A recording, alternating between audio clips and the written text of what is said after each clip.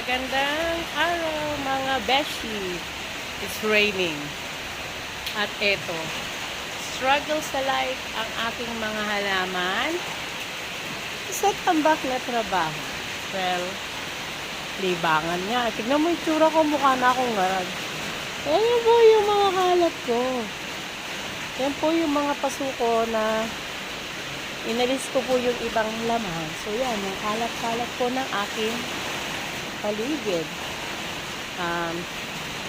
Ito po, transfer ko po dito yung aking mga plants. Yan. Because po, I'm a cactus lover. Ayan po ang aking mga cactus. See nyo po. Yan. And this is my beautiful cactus. Yan. I'm not expecting po na magiging ganito siya. Ayan po. Ang haba dito ba? So, ayan po. See nyo naman po. Yan. Ayan po. Cactus lover po kasi ako. Ayan po. Ayan po. Actually po, yung iba niya, nabenta ko nung. Ayan po. Ang aking mga plants. Cactus. Ayan, other plants. Hindi pa po ako actually tapos. So, starting pa lang po kami ng pamangking ko, si Bong. Shout out, Bong. Salamat sa tulong. Ayan po Ate Joy, yung binigay mo sa akin, tatlo pa rin yung ngayon. And this one, may isa ko, kala ko namatay na siya. Hindi pala siya namatay. There you go. Ayan po yung mga pets ko. Si Ken po, na makulit, ayaw niyang maghiga sa baba. Diyan po siya. And then the chicken po ng asawang at si Bansot. Hi, Bansot!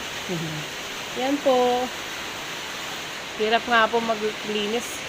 Umulan. And then, ayan pa po. Ang dami pa po. Ang dami ko pa po liligpitin. Kaso, hassle naman po yung ulan. Diba? Ito mga bago kong tanim po yan. And, ito po kasi yung nililinis namin actually. Diyan po nanggaling yung aking lalagyan ng halaman na pinagawa ko dun sa anak ko. So, hindi ko kasi siya masyadong masikip po dito. So, inisip ko na lang po na alisin. Tapos, magtitira lang po ako ng ilang halaman. At dun po sa may dulo, yun nga po yung motor ng anak ko. Ito-transfer namin. Kasi papaayos ko na rin po sana to. Someday, maayos na rin po. Yan po. And this is my wash area. Yan po yung wash area ko. Yan po. Wash area. So, yung sinampay ko po, ayun pa po yung mga halaman ko. Diba? So, nagsampay ako muna dun sa terrace dahil kami linisin. So, general cleaning for today. Siguro until tomorrow ang linis na to. Kasi pati yung mga ilalim ng mga kusina. Ayan po. Yung mga halaman ko. Umuulan.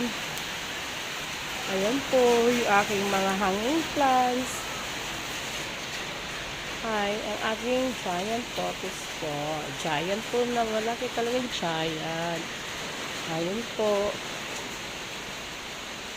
Nagulat, ang galing naman itong aking bigla po siyang dumami. Hindi ko na nga po ina-expect dadami. So, magandang umaga, mga beshi.